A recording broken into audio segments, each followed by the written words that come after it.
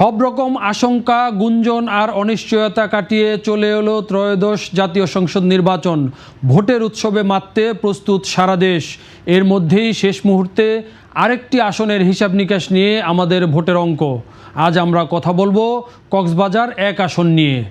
বাংলাদেশ জাতীয় সংসদের 294 নম্বর এই আসনটি কক্সবাজার জেলার চকরিয়া ও পেকুয়া উপজেলা নিয়ে গঠিত। এই আসনের এই নির্বাচনের হালচাল নিয়ে কথা বলার আগে আমরা দেখে নিব আগের 4টি নির্বাচনে কী অবস্থা ছিল এখানকার।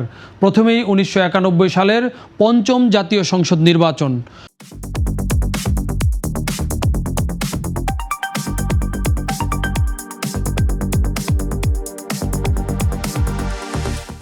পঞ্চম জাতীয় সংসদ নির্বাচনে এই আসনটিতে বিজয়ী হয়েছিলেন জামায়াত ইসলামীর প্রার্থী এনামুল হক মঞ্জু। তিনি দাঁড়িপাল্লা প্রতীক নিয়ে ভোট পেয়েছিলেন 37,893, যা মোট ভোটের 35%। তার নিকটতম প্রতিদ্বন্দ্বী আওয়ামী লীগের জহিরুল ইসলাম, তিনি নৌকা প্রতীক নিয়ে ভোট পেয়েছিলেন 32,849, অর্থাৎ মোট ভোটের 30.3%। এর পরের দুটি নির্বাচন অর্থাৎ 1996 এবং 2001 সালের নির্বাচনে এই আসনটিতে দুইজন সালাউদ্দিনের মধ্যে লড়াই হয়েছিল। এর মধ্যে 1996 সালের 7ম জাতীয় সংসদ নির্বাচনে বিএনপির নেতা সালাউদ্দিন আহমেদ, তিনি ধানের শীষ প্রতীক নিয়ে 72,594 ভোট পেয়ে বিজয়ী হয়েছিলেন। তার প্রাপ্ত ভোটের হার ছিল 46.2%। আওয়ামী লীগের সালাউদ্দিন আহমেদ সিআইপি, তিনি নৌকা প্রতীক নিয়ে ওই নির্বাচনে ভোট পেয়েছিলেন 50,829, যা মোট ভোটের 32.4%।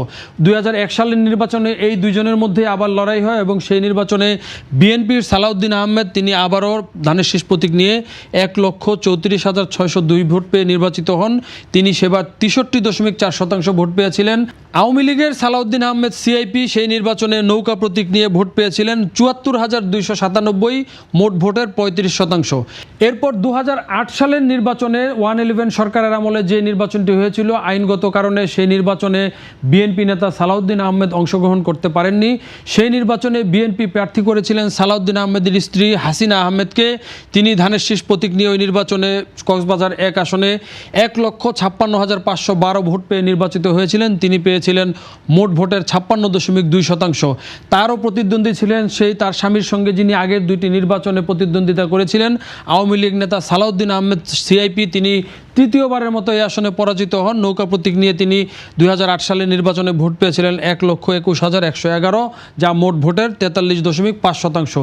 এ হলো বাংলাদেশে অংশগ্রহণমূলক এবং গ্রহণযোগ্য হিসেবে বিবেচিত 4টি নির্বাচনে কক্সবাজার 1 আসনের চিত্র। এবং এই 4টি নির্বাচন বিশ্লেষণে আমরা দেখতে পাচ্ছি যে 1996 থেকে এখন পর্যন্ত সালাউদ্দিন আহমেদ যতবারই নির্বাচন করেছেন, তিনি এবং তার স্ত্রী বিপুল ভোটে কিন্তু এই আসন থেকে বিজয়ী হয়েছেন। এবারও এই আসনটিতে সালাউদ্দিন আহমেদ ধানের শীষের অর্থাৎ বিএনপি মনোনীত প্রার্থী হয়েছেন। তার বর্তমান অবস্থা জানার আগে আমরা দেখে নেব 2026 সালের ত্রয়োদশ জাতীয় সংসদ নির্বাচনে এই আসনটিতে ভোটের সংখ্যা কত।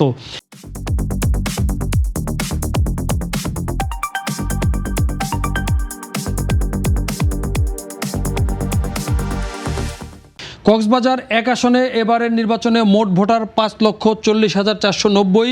এর মধ্যে নারী ভোটার রয়েছেন 2,50,198, পুরুষ ভোটার রয়েছেন 2,90,291 এবং এখানে হিজড়া ভোটার রয়েছেন 1 জন। এখন আমরা দেখব সালাউদ্দিন আহমেদ ছাড়াও এই নির্বাচনে এখানে কারা প্রতিদ্বন্দ্বিতা করছেন এবং কার সঙ্গে তার নির্বাচনে মূলত প্রতিদ্বন্দ্বিতা হচ্ছে। এই আসনটিতে এবার মাত্র 3 জন প্রার্থী প্রতিদ্বন্দ্বিতা করছেন। তার মধ্যে সালাউদ্দিন আহমেদ, আগেই বলেছি, বিএনপির ধানের শীষ প্রতীক নিয়ে নির্বাচন করছেন। তার প্রধান প্রতিদ্বন্দ্বী হিসেবে যাকে বিবেচনা করা হচ্ছে, তিনি আবদুল্লাহ আল ফারুক, জামায়াত ইসলামীর দাঁড়িপাল্লা প্রতীক নিয়ে নির্বাচন করছেন। এই আসনটিতে বিএনপি এবং সালাউদ্দিন আহমেদের একটি শক্ত অবস্থান কিন্তু বরাবরই দেখা গেছে। 1996, 2001 এবং 2008 সালের নির্বাচনে সালাউদ্দিন আহমেদ এবং তার স্ত্রী কিন্তু বিপুল ভোটে এই আসনে বিজয়ী হয়েছেন। 2008 সালে আওয়ামী লীগ ক্ষমতায় আসার পর সালাউদ্দিন আহমেদের উপর নানান রকমের নিপীড়ন করা হয়েছে। তাকে গুম করে ভারতে পাঠিয়ে দেওয়া হয় এবং দীর্ঘদিন তিনি সেই দেশের জেলে কাটাতে বাধ্য হয়েছেন। ওই অবস্থায় 2018 সালের নির্বাচনে তিনি কিন্তু অংশগ্রহণ করতে পারেন নাই। সেবারও কিন্তু তার স্ত্রী এই আসনটিতে বিএনপির মনোনয়ন পেয়েছিলেন এবং রাতের ভোট হিসেবে পরিচিত সেই নির্বাচনেও কিন্তু হাসিনা আহমেদ 56,000 ভোট এই আসনটিতে পেয়েছিলেন। ফলে সেখানে কিন্তু সালাউদ্দিন এবং বিএনপির যে শক্ত অবস্থান, সেটি কিন্তু তখনও প্রমাণিত হয়েছে। 2018 সালের পর সালাউদ্দিন আহমেদ ভারতে অবস্থানরত অবস্থায় বিএনপির স্থায়ী কমিটির সদস্য নির্বাচিত হয়েছেন এবং 5ই আগস্ট বাংলাদেশে গণ অভ্যুত্থানের পর শেখ হাসিনা সরকারের পতন ঘটে এবং তার প্রেক্ষাপটে রাজনৈতিক পরিবর্তিত পরিস্থিতিতে সালাউদ্দিন আহমেদ দেশে ফিরে বিএনপির অন্যতম মূল নেতৃত্বে কিন্তু অবস্থান করছেন। বর্তমানে তিনি বিএনপির স্থায়ী কমিটির সদস্য এবং অন্যতম নীতি নির্ধারক।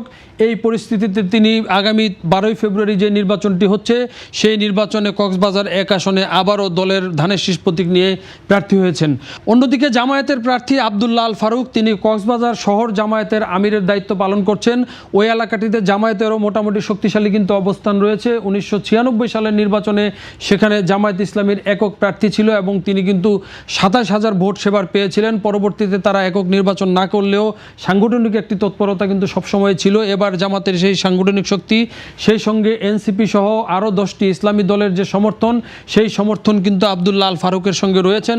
তবে সব মিলিয়ে কক্সবাজার 1 আসনের যে ভোটের পরিস্থিতি, সেক্ষেত্রে সালাউদ্দিন আহমেদের সঙ্গে আব্দুল্লাহ আল ফারুক কতটা পেরে উঠবেন সেটাই কিন্তু এবার দেখার বিষয়। এবং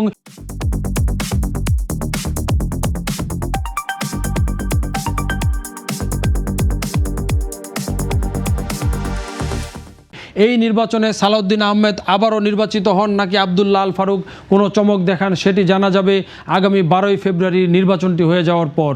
দর্শক, বাংলাদেশ প্রতিদিনের ইউটিউব চ্যানেল এবং ফেসবুক পেজ ফলো করে আমাদের সঙ্গে থাকুন।